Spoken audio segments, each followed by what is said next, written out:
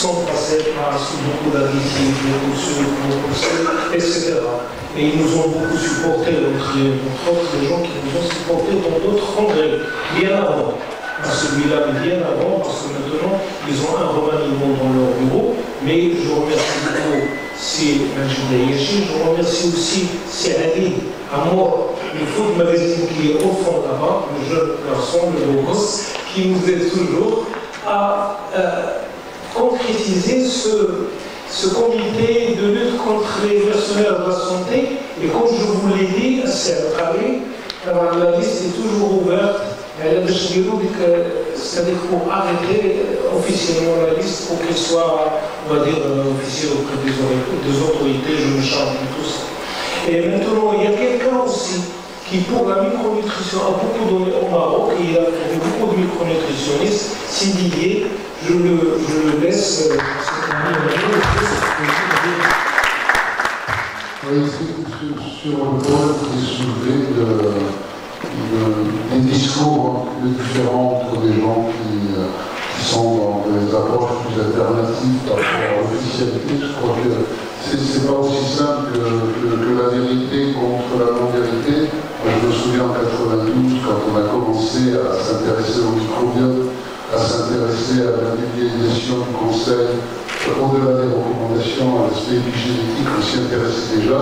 On ne s'intéressait personne. Par contre, il y a des gens qui ne sont pas dans l'officialité et qui s'y intéressent.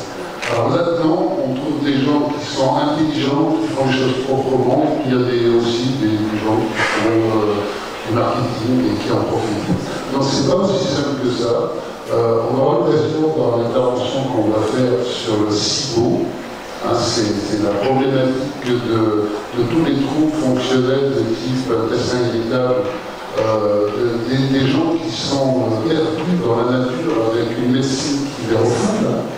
Et on aura l'exemple de Nora Moutot qui a écrit un livre sur cette problématique du refoulement de la médecine officielle dans des problématiques très complexes à soigner, où effectivement beaucoup de gens trouvent les gens qui les écoutent. Donc c'est pas simple. La médecine n'a aucun intérêt, et la nutrition encore moins, de nourrir les oppositions. Et c'est pas un combat. C'est pas un combat. Le combat, il est dans des gens qui veulent aider les autres, et des gens qui veulent soigner les autres, et puis ceux qui sont des profiteurs. Et cela vont s'éliminer quand la science officielle aura considéré qu'on n'a pas encore tout compris. Que la science est complexe et qu'il faut tous travailler ensemble et bonne volonté. Et comme la nature horreur du vide, si les gens sont là, c'est pas si vide. Et que, en tout cas, moi, en tant que médecin, je dis la médecine a laissé une grande place de vide aux non-médecins, dont certains sont des charlatans, et puis dont certains sont aussi des gens intéressants. Donc, je veux dire, moi, j'en avais un peu plus lancé là-dessus, et je crois qu'il ne faut pas trop arriver avec des arguments de combattants en disant nous on est les tenants de la vraie nutrition et tout ça. Aujourd'hui, il y a vraiment des discours à avoir, et quand vous disiez que ces gens-là, on les voit sur le plateau de télévision, c'est aussi parce qu'ils savent communiquer, hein, et que nous, on a intérêt à savoir communiquer. En tout cas, nous, en micronutrition, on sait communiquer. Ça fait la troisième année qu'avec l'aide du groupe Pilège, on fait une action nationale sur la santé par le microbiote. Et cette année, on était à l'hôpital Georges Pompidou avec la fondation de l'assistance publique, avec les plus grands chercheurs sur le microbiote qui sont venus parler. Et on fait une campagne nationale, digitale, tout ça. C'est comme ça qu'on a fait. C'est avec des outils modernes, c'est pas avec nos bons discours, hein. C'est avec des outils modernes. Voilà, on aura l'occasion d'en parler parce que dans ma présentation entre le syndrome du intestin interstitiel, on va intervenir le témoignage de Nora qui va nous aider à réfléchir là-dessus.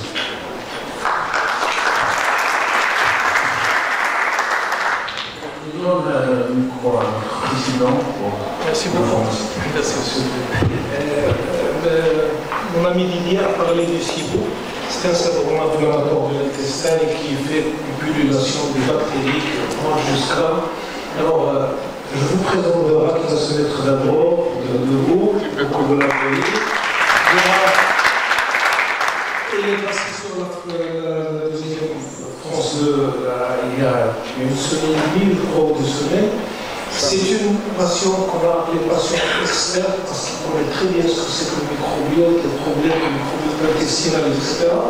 Parce qu'elle a souffert dans sa vie de ce SIBO et il a lutté et il s'est en sorti. Il va vous parler de ça tout à l'heure, bien sûr. Et à tel point qu'il a écrit un bouquin et le bouquin il l'a ramené avec elle et on vend juste à la sortie, ce qui le désire bien sûr. Et il va signer, c'est ça, hein? Il y a la possibilité. Voilà, la possibilité de faire cette dédicace si vous voulez. Et voilà. Et puis, je ne passerai pas sans remercier notre ministère de la Santé qui nous tend toujours la main, qui nous prête la main. Il devait être là, le directeur de la population, mais le chef de division, Léla Marie, qui représente, qui est la directrice du plan focal de la nutrition au ministère de la Santé, elle est avec nous. Je la remercie infiniment. Parce que rien que le fait qu'elle soit ici avec nous laisse dire que le ministère de la Santé il est avec nous. On cherche dans le monde. Il est avec nous. Non, on parle du ministère de la Santé. Il est avec nos chers amis, là. Je suis toujours avec vous. Et le ministère de la Santé est toujours avec vous. Bon, je me présente, je suis Coralière Une petite fois, on va. C'est de temps en temps, on va prendre la branche. Voilà. Donc, Léla Amari, responsable du programme national de nutrition. Je voudrais. De ma part, remercier l'association, la Société marocaine de nutrition pour avoir associé le ministère de la Santé et particulièrement la direction de la population pour participer à cette journée. Cette journée aussi pour le choix de cette thématique qui est vraiment un sujet d'actualité, qui revêt un grand intérêt pour la préservation de la santé durant le cycle de vie. Aussi, je voudrais, d'ailleurs, j'ai eu l'occasion de voir le programme des différentes thématiques qui vont être débattues au cours de ces 2 journées et je vois que ces thématiques s'alignent parfaitement aux orientations du ministère de la Santé et du programme national de nutrition. D'ailleurs, on est très fiers, nous les Marocains, d'avoir vraiment institutionnalisé un programme national de nutrition qui a donné des résultats satisfaisants depuis des décennies en matière d'amélioration ou la lutte contre certaines formes sévères de malnutrition et aussi certaines formes de malnutrition modérée aussi, tout ce qui est insuffisance pondérale, malnutrition chronique et un degré moindre de retard de croissance, mais on a toujours confronté, ou bien le Maroc connaît une transition nutritionnelle qui est caractérisée par la persistance des troubles nutritionnels du type carentiel, à savoir les carences en micronutriments et aussi l'émergence d'autres formes de malnutrition, en l'occurrence le surpoids et l'obésité, qui sont des facteurs de risque des maladies non transmissibles et qui sont responsables de 80% de la mortalité au niveau national. Et ce programme, bien sûr, considère que l'accent doit être renforcé sur tout ce qui est bien sûr dépistage, tout ce qui est orientation des interventions vers les populations les plus vulnérables, mais également l'intersectorialité, parce que la nutrition est multidisciplinaire et ce n'est pas une affaire du ministère de la Santé seul ou de la Santé seule, mais c'est une affaire de tout le monde. Et tout ce qui est université, recherche, c'est parmi justement, chercheurs aussi, c'est parmi les principaux acteurs pour mettre en place ou pour renforcer les actions en faveur de la nutrition. J'ai une petite remarque par rapport à la lutte contre les mercenaires de la santé. Certes, le ministère de la Santé et bien sûr l'AAK a fait pas mal de mesures pour justement réglementer toute intervention en faveur dans le domaine de la santé, mais je suis pour le discours, pas lutter contre les mercenaires, mais combler le vide et être présent sur le terrain. Parce que souvent, au sein de l'UNICEF de la santé, on organise pas mal de campagnes de sensibilisation. À chaque fois, on prend contact avec nos chercheurs pour intervenir dans les médias et on ne trouve pas. Les gens n'acceptent pas. Donc, justement, c'est le seul moyen pour lutter contre ces mercenaires, c'est des charlatans, c'est être présent sur le terrain, c'est de partager tout ce qu'on discute ici dans des réunions closes. Et je vous souhaite bonne réussite pour toutes les actions futures. Merci. Merci Benoît. La parole est à professeur Rachel Sey, vice-président de l'Université Hassan. Merci, professeur Delouiche. Je tiens à féliciter et à saluer le travail considérable que mon ami Arnaud Treffaut, le président de la SMM, fait. C'est le 3e congrès de cette année. Rabat, Marrakech, les Casablanca, et les sociétés savantes savent que ce n'est pas vraiment très évident d'être très actif au niveau de l'organisation du congrès. Je félicite avec tout le bureau de la SMM pour le travail considérable qu'il fait pour la nutrition au niveau Maroc, et là, je vois que c'est au niveau maghrébin. Et je suis vraiment très ravi de voir ce plateau maghrébin de sociétés savantes. Je souhaite donc la bienvenue à tous nos amis maghrébins et français ici dans cette scène. Moi, je crois qu'on parle de nutrition, mais souvent on oublie. Donc, je suis très content également de voir qu'il va y avoir la création de sociétés maghrébines. Ça va être une force pour travailler ensemble. J'ajoute juste une petite remarque, nous sommes méditerranéens. Et ça serait aussi bien de penser donc de créer des sociétés méditerranéennes de nutrition pour encore aller plus donc pour piocher, pour encore valoriser, pour encore affirmer la diète méditerranéenne dont on parle depuis des dizaines d'années. Et ça va aussi donc renforcer donc la collaboration scientifique avec nos amis européens autour de la Méditerranée. Merci, professeur Bourg. Merci beaucoup pour tout ce que tu fais et merci. Merci, Sarah, pour ton intervention. Est-ce qu'il y a d'autres questions? Oui, la dernière.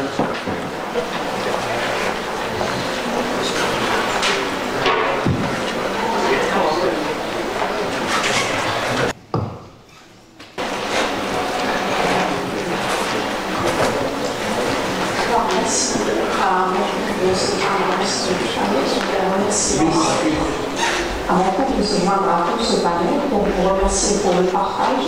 Donc, remercier aussi la Société marocaine de nutrition pour tout l'effort qui a été fait au cours de cette année. Donc, moi, ma question va s'adresser à professeur Chéri. Donc, par rapport à un défi, si vous voulez, de la recherche, maintenant, quand on parle de transmettre de connaissances pour leur application pratique chez les patients. Donc, en tant que pharmacien, est-ce que vous ne sentez pas qu'il y a cette barrière du développement de médicaments, ce circuit par lequel il doit passer le médicament par sa liste sur le marché, qu'on veut calquer aussi sur le développement de la nutrithérapie. Donc, du coup, ça va être comment on peut se structurer dans ce sens-là. Si on calque sur la phase 1, la phase 2, puis la phase 3 par la suite, pour dire que j'ai des recommandations, je peux proposer ça pour mon patient, donc je pense que ça va prendre beaucoup de temps. Donc maintenant, si on se structure dans les thérapeutiques santé, dans les médicaments et restructurer peut-être la recherche, on va avoir dans ce sens-là des niveaux de preuves suffisants pour passer à la pratique clinique.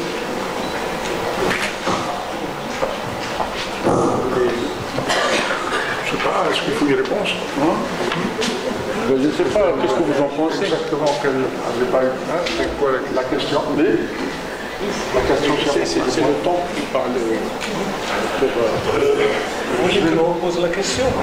Si ça m'a bien compris, c'est Vous vous souvenez de la problématique des contraintes administratives liées aux médicaments allopathiques par rapport à tout ce qui pourrait être alternative ou enfin complémentation nutritionnelle ou complémentation à l'aliment. Est-ce qu'il y aura à faire sur le plan de l'amélioration de l'alimentation? C'est ça votre question? C'est ça. Donc là, j'allais poser la question aux représentants du ministère de la Santé.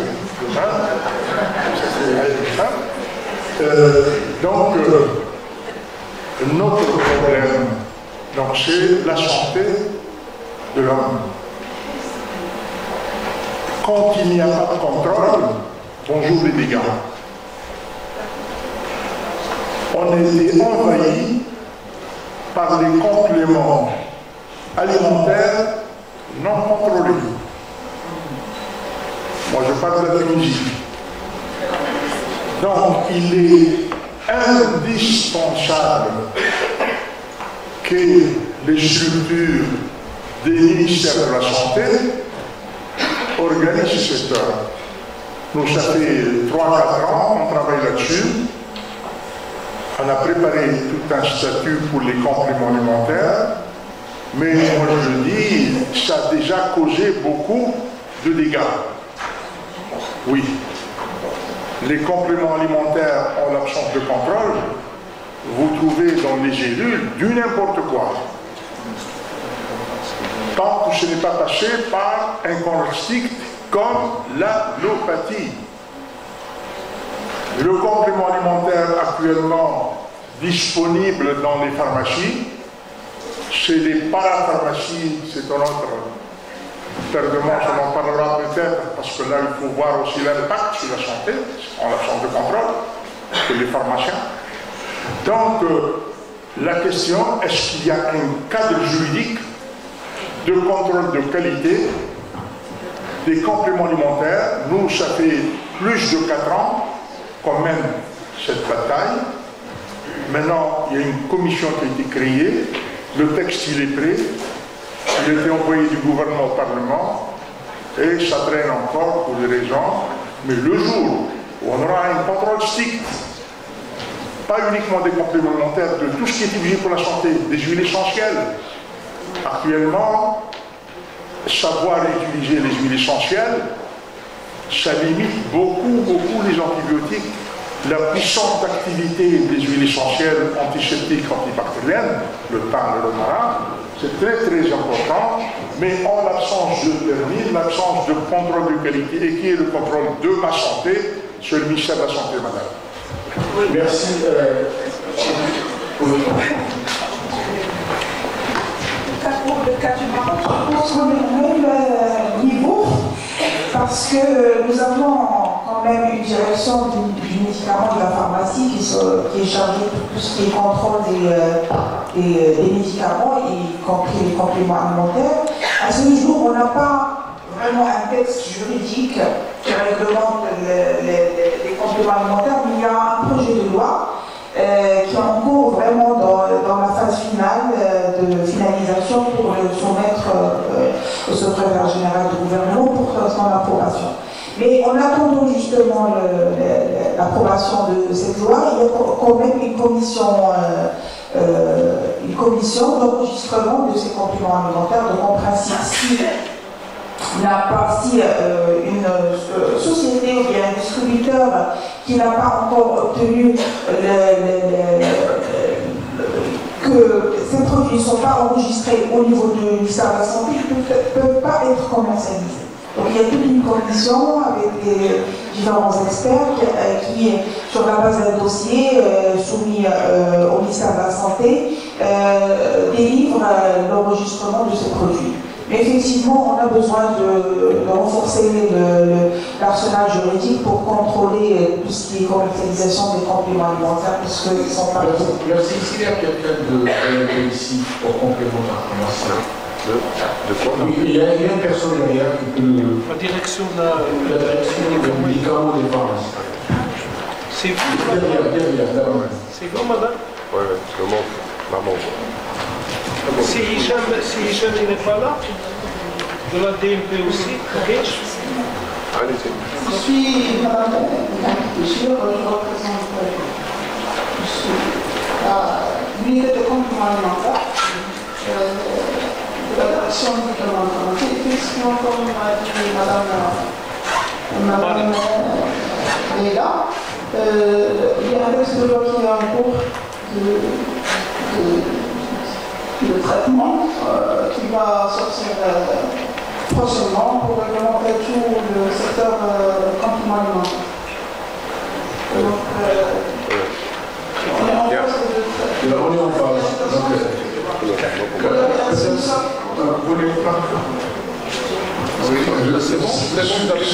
Très rapidement sur ce point de vue, parce qu'on a au Maroc, on a pu observer ce phénomène.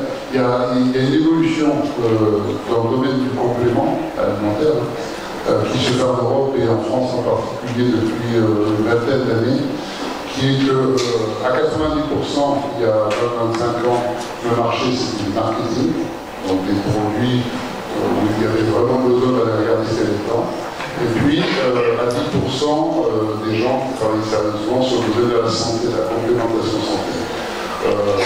Là, en France, le rapport s'est inversé. On est à 80% dans les démarches santé.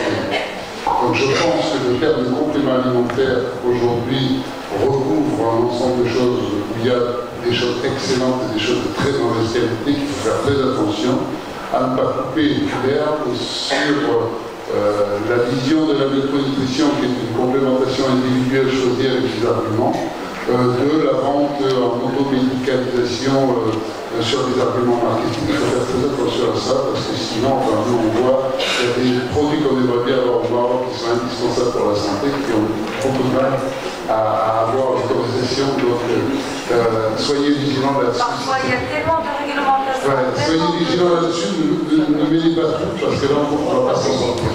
Mais on a beaucoup de mal à faire rentrer dans certains pays dans des produits d'excellente qualité et qui ont, par exemple en France, tous les agréments et les travaux scientifiques dessus. Merci donc avant de clore cette session, je vous remercie pour votre réactivité, en présence d'éminents spécialistes dans différents domaines de nutrition.